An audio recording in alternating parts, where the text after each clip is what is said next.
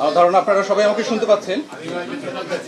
গত 12 ডিসেম্বর 2025 সময় দুপুর 2টা বেজে 23 মিনিটে ওসমান হাদিকে গুলি করা হয় এবং এই সংবাদ পাওয়া মাত্রই র্যাব ঘটনাস্থলে উপস্থিত হয়ে ছায়া তদন্তের উদ্দেশ্যে ক্রাইম সিন পরিদর্শন, বিভিন্ন তথ্য এবং সিসিটিভি ফুটেজ সংগ্রহ, বিশ্লেষণ এবং প্রযুক্তির সহায়তায় হত্যার ঘটনায় জড়িত মোটরসাইকেলের দ্বিতীয় আসনধারী এবং শুটার হিসেবে ফয়সাল করিম মাসুদকে শনাক্ত করে। ফয়সালের গতিবিধি পর্যবেক্ষণ এবং প্রযুক্তির সহায়তায় জড়িত অপর ব্যক্তি মোটরসাইকেল চালক আলমগীরকেও শনাক্ত করা হয়। ঘটনাস্থলে সিসিটিভি ফুটেজ পর্যালোচনা করে হত্যায় ব্যবহৃত মোটরসাইকেলটির সম্ভাব্য নাম্বার প্লেট ঢাকা মেট্রো ল 546375, যার মালিক মোহাম্মদ আব্দুল হান্নানকে মোহাম্মদপুর থেকে গ্রেফতার করা হয়। পরবর্তীতে জানতে পারা যায় যে ফয়সাল করিম তার স্ত্রীর বাসায় নরসিংদীতে 11 ডিসেম্বর আনুমানিক সকাল 6টা পর্যন্ত অবস্থান করেন। তারপর তিনি আগারগাঁওয়ের উদ্দেশ্যে রওনা করে আনুমানিক সন্ধ্যা 8টায় তার বোন জেসমিনের বাসায় পৌঁছান। পরদিন 12 ডিসেম্বর ভোর 5টায় আগারগাঁও থেকে ফয়সাল করিম ও তার সহযোগী আলমগীর গ্রিন জোন রিসোর্ট এর উদ্দেশ্যে উবার যোগে যাত্রা করেন এবং আনুমানিক সকাল 5:30টায় গ্রিন জোন রিসোর্টে উপস্থিত হন।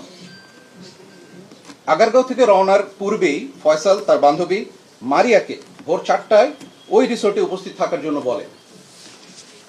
তদন্ত সূত্রে 13 ডিসেম্বর 2025 তারিখে উবার চালক ও গ্রিন জোন রিসোর্টে বয়কে জিজ্ঞাসাবাদের মাধ্যমে মারিয়ার অবস্থান শনাক্ত করা হয় এবং আনুমানিক 2টার দিকে বাড্ডা এলাকা থেকে তাকে গ্রেফতার করা হয়। গ্রেফতারকৃত মারিয়াকে জিজ্ঞাসাবাদে জানা যায়, ঘটনার দিন সকালে সেখানে সহযোগী আলমগীরের সাথে ফয়সাল করিম প্রথমে মাদক সেবন করেন এবং বিভিন্ন বিষয়ে আলোচনার মাধ্যমে তার পরিকল্পনার কথা উল্লেখ করেন, যার অনেক কিছুই মারিয়া শুনে ফেলেন। এক পর্যায়ে মারিয়া বুঝতে পারেন যে ওসমান হাদির বিষয়ে তারা উত্তেজিত স্বরে আলোচনা করছেন। পরবর্তীতে ঘটনার দিন তারা উবার যোগে সকাল আনুমানিক 9টায় রিসোর্ট ত্যাগ করে আগারগাঁওয়ে তার বোনের বাসায় এসে উপস্থিত হন। উক্ত বিষয়টি গ্রিন জোন রিসোর্টের সিসিটিভি ফুটেজ পর্যবেক্ষণের মাধ্যমে আমরা নিশ্চিত হই। এক্ষেত্রে গ্রেফতারকৃত মারিয়ার দেওয়া তথ্য অনুযায়ী ফয়সালের স্ত্রী শাহেদা পারভিন সামিয়া এবং ফয়সালের শ্যালক ওয়াহিদ আহমেদ শিপুর অবস্থান শনাক্ত করা হয়। পরবর্তীতে 13 ডিসেম্বর আনুমানিক দুপুর 12টার সময় শিপুকে নরসিংদী হতে গ্রেফতার করে র্যাপিড অ্যাকশন ব্যাটালিয়ন। গ্রেফতারকৃত শিপুর দেওয়া তথ্য অনুযায়ী 14 ডিসেম্বর সকাল 6টায় ফয়সালের স্ত্রী সামিয়াকে নরসিংদী হতে গ্রেফতার করা হয়। 15 ডিসেম্বর আগারগাঁওয়ে উপস্থিত ফয়সালের বোনের বাসা শনাক্ত করে ওসমান হাদিকে হত্যা চেষ্টায় ব্যবহৃত 2টি ম্যাগাজিন, 11 রাউন্ড গোলাবারুদ, বিপুল সংখ্যক চেক এবং অন্যান্য আলামত উদ্ধার করা হয়। সিসিটিভি ফুটেজ বিশ্লেষণ এবং প্রযুক্তির মাধ্যমে মোহাম্মদ কবিরকে ফয়সালের সাথে ইনকিলাব কালচার সেন্টারে উপস্থিতের বিষয়টি নিশ্চিত করা হয় এবং পরবর্তীতে তাকে 15 ডিসেম্বর দুপুর 1টায় ফতুল্লা থেকে গ্রেফতার করা হয়। গ্রেফতারকৃত ফয়সালের স্ত্রী সামিয়ার তথ্য অনুযায়ী গত 16 ডিসেম্বর সকাল আনুমানিক 5টায় ঢাকার কেরানীগঞ্জ থেকে ফয়সালের মা ও বাবাকে গ্রেফতার করা হয়। ফয়সালের মা ও বাবার কাছ থেকে প্রাপ্ত তথ্যের ভিত্তিতে ফয়সালের শ্যালক শিপুকে জিজ্ঞাসাবাদের মাধ্যমে শিপুর বন্ধু মোহাম্মদ ফয়সালকে গ্রেফতার করা হয়। এখন এ পর্যায়ে আটককৃত অভিযুক্ত ব্যক্তিবর্গকে জিজ্ঞাসাবাদের মাধ্যমে নিম্নোক্ত তথ্য সমূহ আমরা জানতে পেরেছি, যা আপনাদের সামনে উপস্থাপন করছি।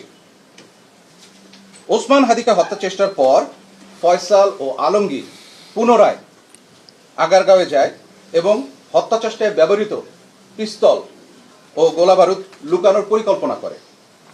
অস্ত্রের ব্যাগটি সে তার বাবাকে দিয়ে তার শ্যালক শিপুর নিকট হস্তান্তর করতে বলে এবং সিএনজি যোগে সাভারের উদ্দেশ্যে রওনা দেয়।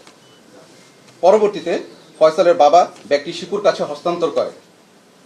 শিপু এই ব্যাগটি নরসিংদীতে ফেরত নিয়ে গিয়ে তার বোন অর্থাৎ ফয়সালের স্ত্রী সামিয়ার নিকট দিয়ে দেয়। সামিয়া ব্যাগটিকে পুনরায় শিপুর কাছে দিয়ে এটিকে লুকানোর জন্য বলে দেয়। পরবর্তীতে শিপু তার বন্ধু মোহাম্মদ ফয়সালকে বাসায় ডেকে সেই ব্যাগটি দিয়ে দেয় গোপন করবার উদ্দেশ্যে। মোহাম্মদ ফয়সাল তার বাসায় ব্যাগটি রাখার পর সোশ্যাল মিডিয়ায় দেশের সার্বিক পরিস্থিতি দেখে ভীত হয়ে পার্শ্ববর্তী তরুয়ার বিলে অস্ত্র এবং গোলাবারুদ সহ ব্যাগটি ফেলে দেয়। পরবর্তীতে তার দেওয়া তথ্য অনুসারে হত্যা চেষ্টায় ব্যবহৃত 2টি বিদেশি পিস্তল, 2টি ম্যাগাজিন, 41 রাউন্ড গোলাবারুদ এবং একটি খেলনা পিস্তল উদ্ধার করা হয়। র্যাবের মূল লক্ষ্যই হল অপরাধ নির্মূল করে একটি নিরাপদ, শান্তিপূর্ণ এবং সুশৃঙ্খল সমাজ গড়ে তোলা। আর তাই এই ধরনের অপরাধীদের বিরুদ্ধে আমাদের এই অভিযান চলমান থাকবে এবং এই ঘৃণ্য হত্যাকাণ্ডের সাথে জড়িত মূল অপরাধীদেরকে অবশ্যই আইনের আওতায় আনা হবে।